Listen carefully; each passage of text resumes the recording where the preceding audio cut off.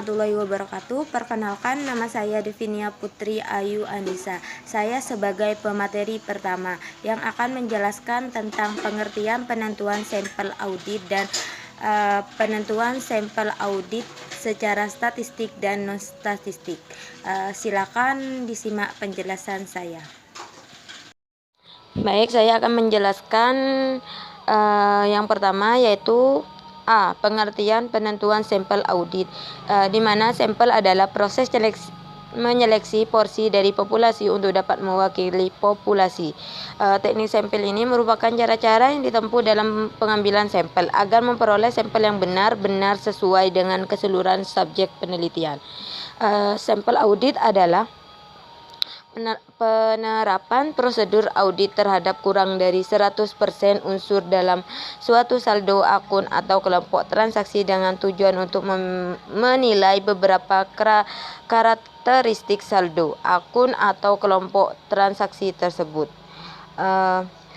Yang dimana auditor seringkali mengetahui mana saldo-saldo akun dan transaksi yang mungkin sekali mengandung salah saji. Auditor mempertimbangkan pengetahuan ini dalam perencanaan prosedur auditnya, termasuk sampling audit. Lanjut materi yang B, penentuan sampel audit secara statistik dan non-statistik. Ada dua pendekatan umum dalam sampling audit yang dapat dipilih auditor ini. Yang pertama, 1. Sampling statistik. Sampel statistik adalah penggunaan rencana sampling dengan cara sedemikian rupa sehingga hukum probabilitas digunakan untuk membuat statement tentang suatu populasi, di mana sampling statistik ini ada dua syarat. Yang pertama, yaitu sampel harus dipilih secara random. Random merupakan lawan arbitrari atau judgmental. Di sampel statistik ini, untuk memilih sampel secara random atau beberapa metode yang bisa digunakan.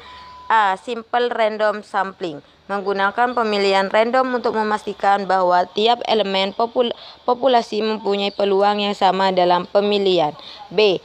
Stratified random sampling, membagi populasi dalam kelompok-kelompok dan kemudian melakukan pemilihan menggunakan secara random untuk tiap kelompok. Kelebihan metode ini yang pertama yaitu memiliki sampel bisa dihubungkan dengan item kunci serta menggunakan teknik audit beberapa untuk tiap stratum. Yang kedua, stratifikasi meningkatkan reliabilitas sampel dan mengurangi besarnya sampel yang dibutuhkan. C. Systematic sampling, menggunakan random start point, kemudian memilih tiap populasi Kelebihan utama metode ini adalah penggunaannya mudah. Namun problem utama adalah kemungkinan masih timbul sampel yang bias. D. Sampling probabilitas proporsional to sin, memilih sampel secara random sehingga probabilitas pilihan langsung terkait dengan nilai Z. Dengan metode ini, unit yang nilai tercatat besar secara proporsional akan memiliki lebih banyak kesempatan untuk terpilih daripada unit yang nilai tercatatnya kecil. Namun tingginya biaya sampling statik kompensasi dengan tingginya manfaat yang dapat diperoleh melalui pelaksanaan sampling statistik. Ada 4 kelebihan sampling statistik. 1.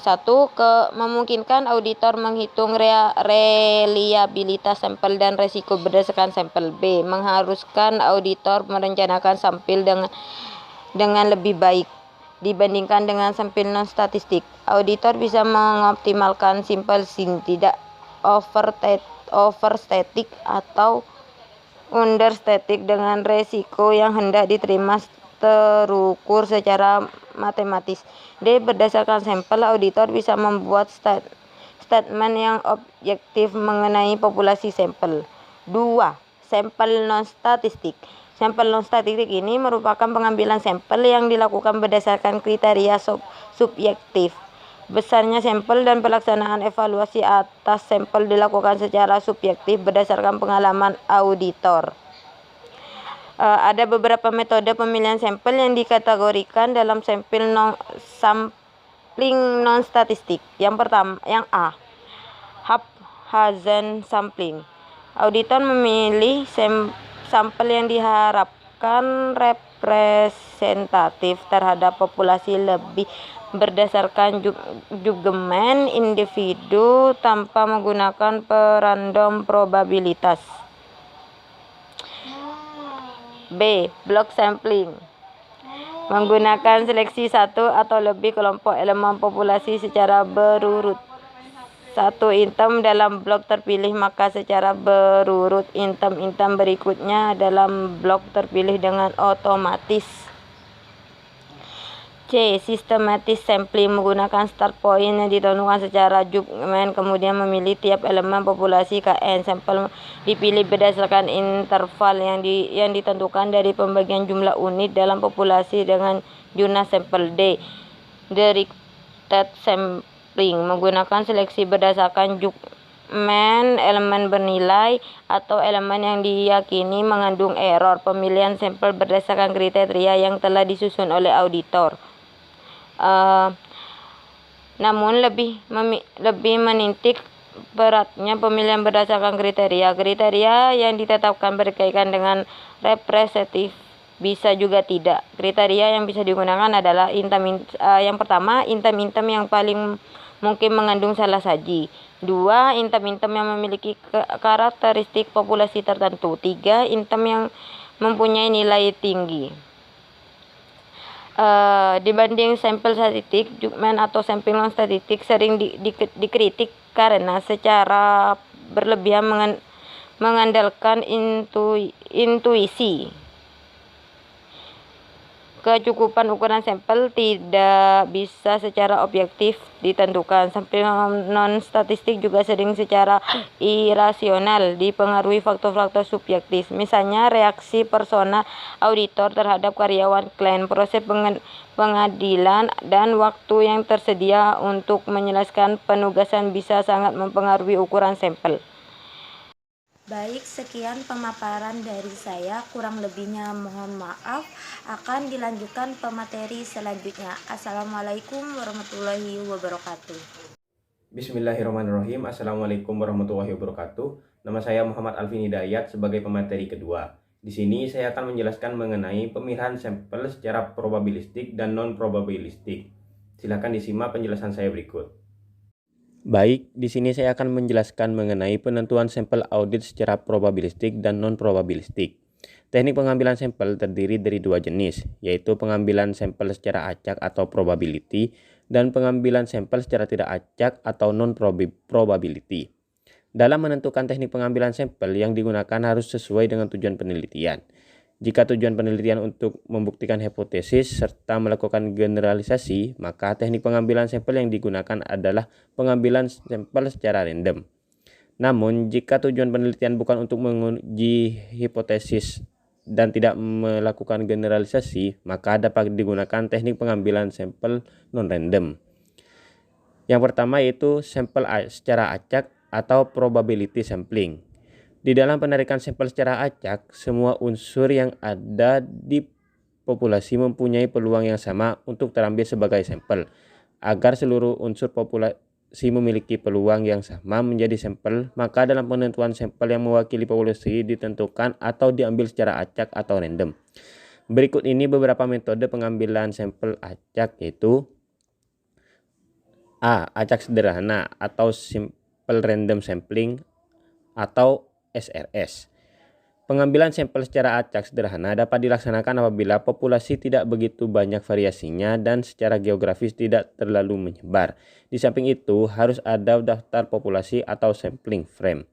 Pertama yang harus dilakukan dalam sampling metode ini adalah dengan menyusun daftar sampel dari semua unsur populasi. Penentuan sampel selanjutnya dilakukan dengan cara sebagai berikut. 1. Melakukan undian. 2. Memakai tabel bilangan random. Dan 3. Memakai paket komputer. Selanjutnya yaitu sistematis atau sistematis random sampling. Sampel yang diambil secara acak hanya unsur pertama. Selanjutnya diambil secara sistematik sesuai langkah yang sudah ditetapkan. Syarat penarikan sampel secara sistematis ini adalah tersedianya kerangka sampling, populasi mempunyai pola beraturan seperti blok rumah, nomor urutan pasien, dan populasi sedikit homogeni. Selanjutnya yaitu sampel strata atau stratified random sampling. Di dalam kehidupan sehari-hari pada umumnya populasi bersifat heterogen.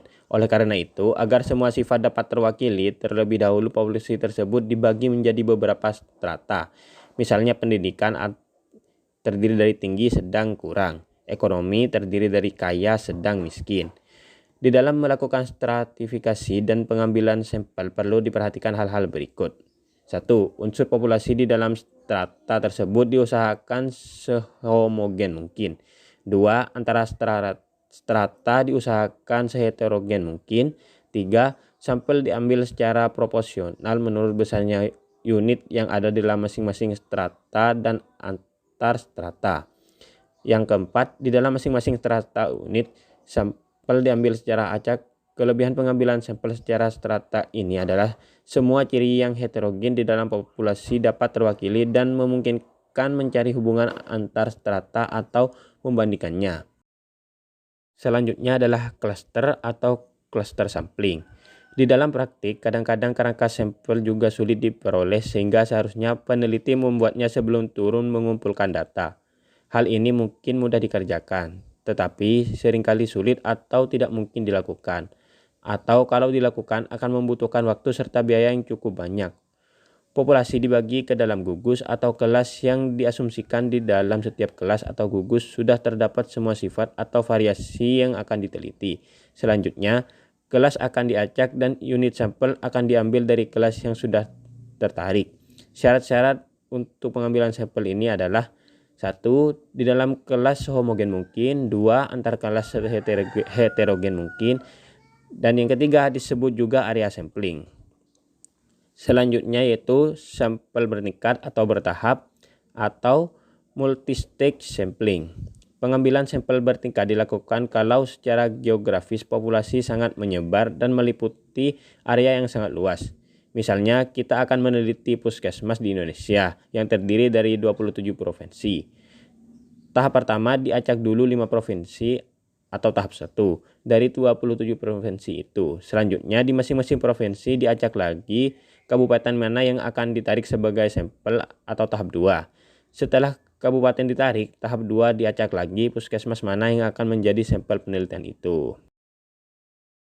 Yang kedua yaitu sampling secara tidak acak atau non-probability sampling. Berbeda dengan sampling secara acak, pada metode pengambilan secara tidak acak, tidak semua unsur di dalam populasi mempunyai peluang yang sama untuk tertarik sebagai sampel. Pengambilan sampel secara tidak acak ini dapat dilakukan jika karakteristik yang ada di populasi tidak memadai. Misalnya, jika di suatu daerah khusus kejadian penderita HIV sangat jarang, maka untuk penelitian sebaiknya seluruh penderita HIV yang ada digunakan sebagai sampel tanpa melakukan pengecekan. Terdapat banyak cara pengambilan sampel secara tidak acak, tetapi yang akan dijelaskan di sini hanya purposive sampling, incidental sampling, dan kuota sampling. Berikut ini penjelasan lebih lanjut tentang penarikan sampel secara tidak acak atau non-probability sampling. Purposive sampling. Metode purposive sampling dapat dilakukan ketika peneliti telah memahami karakteristik dari populasi, atau sampling dilakukan oleh orang yang telah mengenal betul populasi yang akan diteliti, atau seorang ahli di bidang yang akan diteliti. Penentuan sampel selanjutnya berdasarkan tujuan-tujuan tertentu yang telah ditetapkan serta mewakili karakteristik dari populasi. Dengan demikian, sampel tersebut akan representatif terhadap populasi yang sedang diteliti. Purposive sampling juga sering dikaitkan dengan tujuan penelitian yang akan dilakukan. Sebagai contoh, jika kita hendak meneliti tentang hubungan pemberian tablet zat besi pada ibu hamil dengan kenaikan kadar hemoglobin darah ibu hamil tersebut, maka tidak perlu semua ibu hamil diteliti karena dampak pemberian zat besi akan terlihat setelah beberapa waktu pemberian. Dengan demikian, maka sampel yang dipilih dalam penelitian tersebut adalah ibu hamil dengan usia kehamilan bulan atau lebih. Incidental sampling. Sampel insidental atau aksidental adalah pengambilan sampel dilakukan atas dasar seadanya tanpa direncanakan terlebih dahulu dan penggambaran hasil dari pengumpulan data tidak didasarkan pada suatu metode yang baku. Misalnya, terjadi suatu keadaan luar biasa atau KLB. Data yang sudah terkumpul disajikan secara deskriptif dan hasil tersebut tidak dapat digeneralisasi. Kuota sampling. Sampling yang akan diambil ditentukan oleh pengumpulan data dan sebelumnya telah ditentukan jumlah yang akan diambil. Kalau jumlah tersebut sudah dicapai, si pengumpul data berhenti. Selanjutnya hasil itu dipresentasikan. Sebagai contoh, misalnya seorang peneliti ingin mengetahui apakah masyarakat setuju dengan kebijakan larangan merokok di tempat umum. Sebelum mengumpulkan data telah ditentukan bahwa ia akan mewawancara sebanyak 1.000 orang yang sedang mengunjungi sebuah pusat perbelanjaan di Jakarta. Kepada setiap orang yang hendak mengunjungi sebuah pusat perbelanjaan dinyatakan apakah ia setuju dengan kebijakan larangan merokok di tempat umum. Orang yang ditanya atau responden mungkin hanya menjawab setuju atau tidak setuju.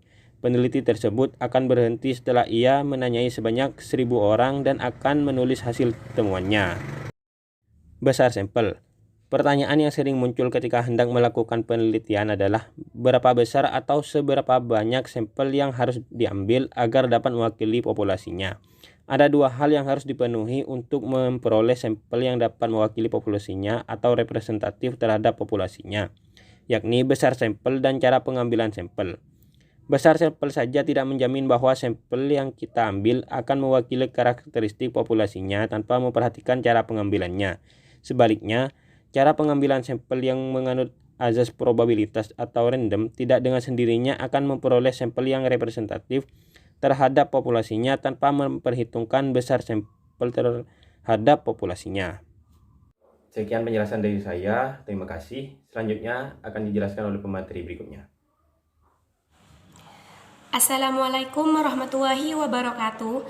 Perkenalkan, nama saya Siti Nurkomaria. Di sini saya sebagai pemateri ketiga yang akan menjelaskan tentang konsep pemilihan sampel representatif. Silahkan disimak. Konsep pemilihan sampel representatif.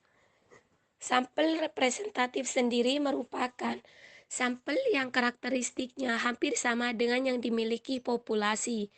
Ini berarti item-item yang dijadikan sampel serupa dengan item-item yang tidak dijadikan sampel. Semisal, auditor memilih sampel sebanyak 100 lembar salinan faktur dan menemukan 3 lampiran dokumen pengiriman barang yang hilang. Sampel tersebut sangat representatif.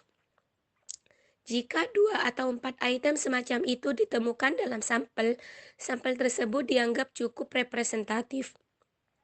Jika tidak ada atau ditemukan banyak item yang hilang, sampel tersebut dianggap non-presentatif. Adapun cara-cara pemilihan sampel representatif antara lain, yang pertama, metode pemilihan sampel non-probabilistik, dan yang kedua, metode pemilihan sampel probabilistik. Yang pertama, metode pemilihan sampel non-probabilistik. Yang A, pemilihan sampel terarah. Auditor dengan sengaja memilih setiap item dalam sampel berdasarkan kriteria pertimbangannya sendiri. Pendekatan yang umumnya digunakan adalah pos yang paling mungkin mengandung salah saji, pos yang mengandung karakteristik populasi terpilih, dan cakupan nilai uang yang besar. Yang B, pemilihan sampel blok. Auditor memilih pos pertama dalam suatu blok dan sisanya dipilih secara berurutan. Biasanya penggunaan sampel blok hanya dapat diterima jika jumlah blok yang digunakan masuk akal.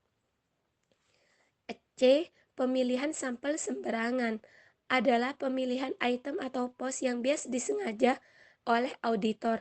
Auditor sengaja memilih item populasi tanpa mengandung ukurannya, sumber, atau karakteristik lainnya yang membedakan.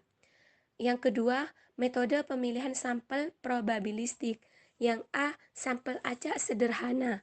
Dalam sampel acak sederhana, setiap kombinasi dari item populasi yang mungkin memiliki kesempatan yang sama untuk dimasukkan dalam sampel. Auditor menggunakan sampel acak sederhana untuk populasi sampel apabila tidak ada kebutuhan untuk menekankan salah satu atau item populasi. Sampel acak sederhana terbagi menjadi dua kategori. Yang pertama, tabel angka acak, dan yang kedua, angka acak yang dihasilkan komputer. Angka acak adalah serangkaian digit yang memiliki probabilitas yang sama untuk muncul selama jangka panjang dan tidak memiliki pola yang dapat diidentifikasi. Yang kedua, angka acak yang dihasilkan komputer. Sebagian besar sampel acak yang digunakan auditor dihasilkan oleh komputer dengan menggunakan salah satu dari 3 jenis program: spreadsheet elektronik, generator acak angka, dan perangkat lunak audit yang tergeneralisasi. Yang B, pemilihan sampel sistematis.